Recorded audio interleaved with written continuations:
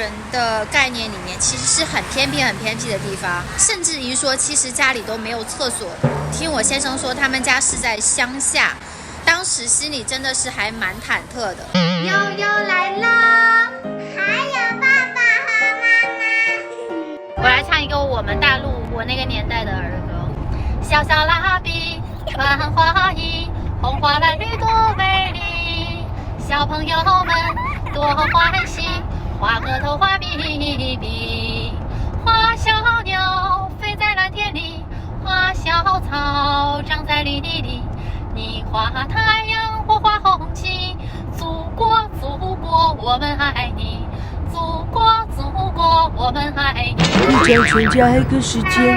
来哆来咪发嗦嗦嗦，哆咪咪发来哆咪嗦嗦哆。超棒的！爸爸来唱首儿歌吧，代表你那个时代的儿歌。乘风破浪，梦自己的心脏，梦里的金党，在那梦里的世界充满希望，我们要去寻找充满信心，意志坚强，为了理想不怕困难。嘿，勇敢的孩子，乘风破浪寻找梦里的理想，金党。当当当当当当当。现在是晚上6点半，我正在我的婆婆家。过年嘛，每天都回来看婆婆，陪她聊聊天、吃饭，然后呢走一下亲戚。苗栗有些人说算北部，但有些人又说算中部，我也不知道它这个地理位置到底是算北还是算中部。求标准解答：苗栗是北部还是中部？悠然的声音，好开心。我婆婆的家呢是在苗栗的一个乡，那就带你们去看一下铜锣的街道是什么样的吧。这条街呢，就是我婆婆他们乡的中正路了，属于是主街道。我婆婆呢就在中正路的这个街上住。这条路上去呢是有一个妈祖庙，一般呢我都会去那边的妈祖庙去拜拜，带着悠然，或者傍晚的时候天气还正暖和，可以去那边阶梯上坐一坐，还蛮舒服的。那等一下呢，就带大家看一下这条街到底是有多方便。其实呢，刚刚来台湾的时候，听我先生说，他们家是在乡下。乡下在大陆人的概念里面，其实是很偏僻的地方，甚至于说，其实家里都没有厕所的，都要去外面公共厕所这样去解决。当时心里真的是还蛮忐忑的，但是后来来到这个地方，包括在这个地方生活确实是很便利。其实台湾的乡下和台湾的城市最大的差别，对于我来说就是它缺了一个百货公司，仅此而已，其他的东西都是一样的，甚至于来说，其实比城市更方便。因为大家知道乡下嘛，这一条街上就是麻雀虽小，五脏俱全，什么都有。那在城市里面，如果说家附近没有便利店，或者说是全联的话呢，还要骑摩托车走个5分钟、10分钟才能到。但是在乡下绝对不用，步行就可以解决完全的问题了。而且呢，在乡下的早市也很丰富，蔬菜也新鲜，肉也新鲜，还真的蛮舒服的一个地方。我现在的这个位置呢，其实是等车的位置。像我婆婆的这个乡啊，如果要去苗栗市的话呢，就要在这里等公车。只是说每次等的时间真的是超级久，而且它车的时间和 Google Map 上的时间是完全不匹配的。后来才发现，其实在台湾的乡下，他们有一个自己的一个行车表，不要靠网络的这个定位去搭配你的行程。其实我身后这几个店家在早上是很热闹的，因为是早餐店。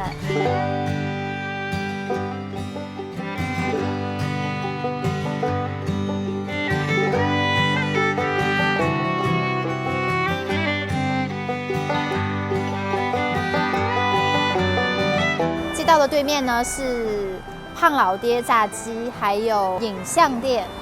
我有往前走了大概20步，眼前就是一家 OK。那我的右前方呢，就是一家药局了。继续再往前看看吧。现在呢，左边的店家就是卖当地特产的，叫绿豆椪，其实就是绿豆饼。我还蛮喜欢吃的。那再往前走呢，就有2家铜锣的代表性的餐厅，客家菜，人还蛮多的哈。这边其实早上吃特别的热闹，在左前方的这个路口啊，有一个蛋饼店，它在整个苗栗都是数一数二的，每天早上都有很多人排长队，也欢迎大家过来品尝一下，味道真的是超级赞。好啦，现在我就到达了这个红绿灯路口。这个路口呢，可以说是我婆婆家这个乡下最热闹的一个路口。但是呢，今天的盐酥鸡没有开，老板休息。这边还有一个很大的水果行，平常买水果都在这里，应有尽有。先去买杯奶茶，然后再接着带大家走。这几天呢，从台中下到苗栗的时候，过了火焰山就开始冷，雾气也很重，也不太见太阳，所以我婆婆家这个地方呢，还蛮阴湿的，冬天真的是很冷。好吧，那我们先去买奶茶吧。等待中。刚刚买到的红豆鲜奶茶 ，Coco 家的红豆鲜奶茶真的是我冬天每天都要过来买的。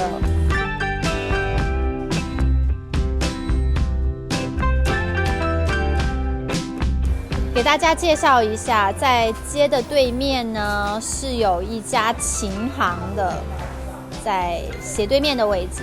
那我们就再往前走一下吧。在街的对面呢，有一家内衣店，内衣店的旁边楼上呢，还有一家舞蹈学校、舞蹈培训中心。铜锣的小朋友呢，应该都是在这里学舞蹈的吧？这边还有一家清新福泉，但是清新福泉这个品牌，我大概买过3次他们家奶茶，回入坑，很奇怪，而且我真的觉得不是很好喝。好了，我又往前移了10步。在我的后面呢，就是铜锣的邮局啦。取钱存钱，我都是在这家邮局。前面呢，就是一家丹峰餐厅。这个餐厅呢，就是一些远房亲戚过来聚会啊，比较有排场一点的大餐厅了。头一家牛肉面，这家牛肉面呢，号称是铜锣第1牛肉面了，据说特别好吃。面前呢，就是铜锣的警局，这边是叫警局吧。对面呢，就是一家 family， 经常会在这里和一些妈妈们聚会，带着小朋友一起聊聊天呐，说一说东家长西家短的事情。左前方呢，就是一家屈臣氏了，前面就到火车站啦。途经宠物店、眼镜店。好啦，那么现在我所在的位置呢，就是铜锣刚刚出火车站的这个大的十字路口。这条路呢，应该叫做火车站的前广场吧，在我们大陆应该都是这么说。那大家看一下，这边有个莱尔富，那这边呢有一个面包房，这个面包房还真的有一个点心是获得了台湾的第1名。在街道的另外一边呢，就是比较靠近这个乡的工业区那边了，八方云集啊、牛排店啊，应有尽有。那带大家看一下这个乡的火车站长什么样子吧。那现在在我面前的呢，就是我婆婆的这个乡下的火车站了。我经常会来这个火车站，因为不管是去到哪里，其实还是区间车比较方便啊。我们这个乡下的火车站呢，其实蛮可爱的，只是说有一个问题呢，就是它没有电梯。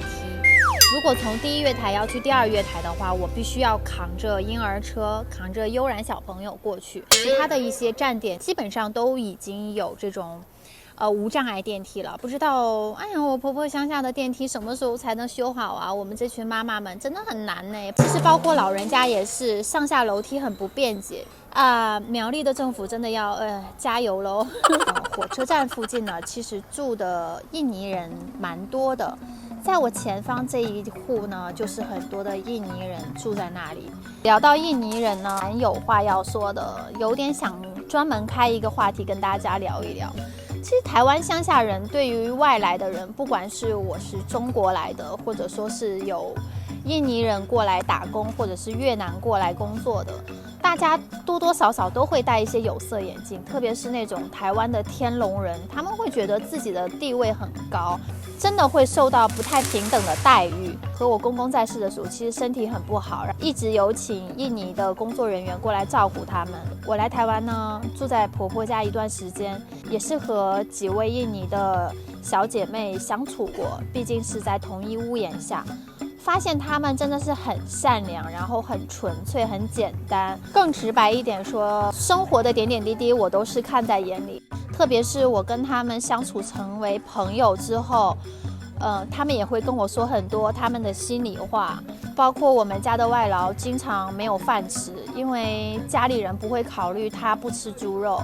那他们是有信仰的嘛，委曲求全，用他们自己买的辣椒酱去拌白米饭吃。其实也有几次啦，在外面吃饭，那外劳呢又要照顾老人家，可能老人家突然之间不舒服了，想要回家的时候，他根本就还没有吃饭。回家之后呢，家人也不会记得他有没有吃饭，只会记得自己有没有吃饱。很多时候我都是悄悄的给他买一些面包啊，或者奶茶呀，帮他垫垫肚子这个样子。能力范围内的吧，就多帮一帮他们。还有一点就是不明白，台湾人真的很讨厌他们身上的味道吗？其实我觉得他们身上的味道只是一种香料而已，我还蛮喜欢闻的哎。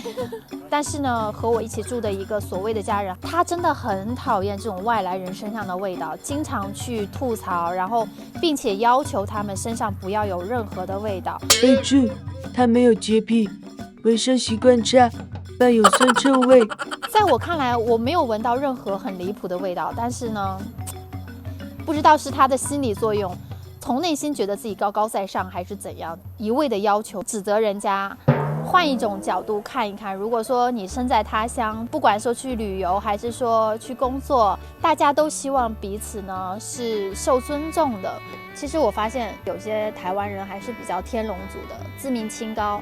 这种清高真的是自命的，他觉得自己清高，其实没有人会在意你，没有人会在意你。之后有机会呢，想跟大家专门做一个影片，她是我真正接触到的第一个印尼的女生。我觉得她很可爱，很善良。在我看来呢，我身边的每个人是没有国界的，只有善不善良、真不真心对待而已。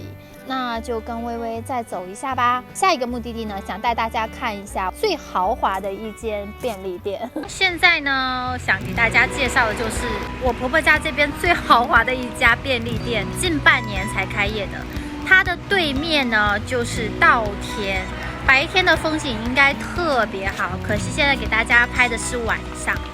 很可爱的一座小房子，对不对？旁边还有一些装饰。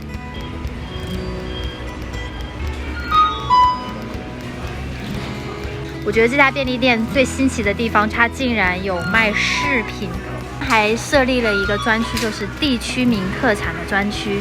这是我第一次在台湾的便利店看到了，竟然在卖书。这次呢，只想跟大家主推一下它的厕所是有多豪华，排队带大家看一下，并且我还真的是想上厕所。好，那我们就等待上厕所中吧。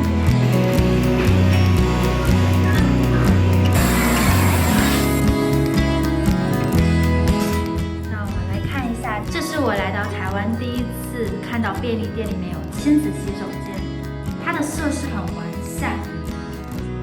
安全椅、扶手，还有宝宝的尿布台，还有小朋友的马桶、大人的马桶。但是大家发现了吗？它没有冲厕所。看一下它的设备也很齐全，芳香剂、消毒液。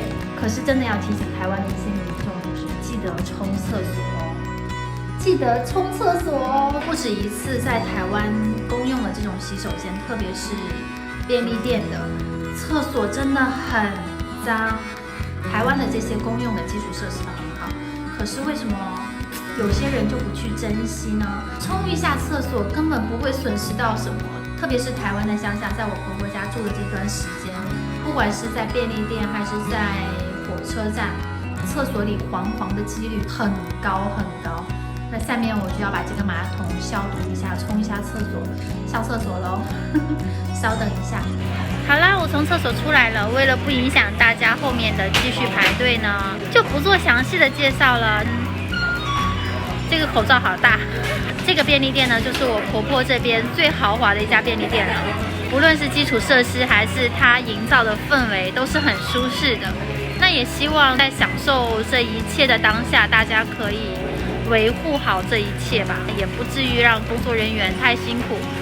最后一点就是要提醒大家，真的要冲厕所。还是那句话吧，其实无所谓你是哪里的人，是和地区无关，只是说人的素质啊，形形色色的人都会出现，一起去维护我们生活的这个地方。那么以上呢，就是跟大家简单的介绍了一下我婆婆家这边的街道，还有给大家介绍了一下便利店。在铜锣的居住区呢，一共有7家便利店，还有一家蛮大的全联，是不是很方便？所以啊，其实在台湾的乡下，幸福感还是蛮高的。那简单的和大陆的乡下真正的农村做一下对比呢，没有什么可对比性。其实大陆的乡下就是真的乡下啦，没有便利店，只有小卖部，基本的一些小零食啊、酒水之类的。那如果说是去银行呢，也是要去镇上的银行，包括学校可能都是要去镇上去上学。但我婆婆家这边街上呢，是有自己的幼稚园，有国小，还有国中，无论是生活机能还是教育机能，都还是蛮完善的。所以呢，其实台湾的城乡差距很小，小到几乎没有什么城乡差距。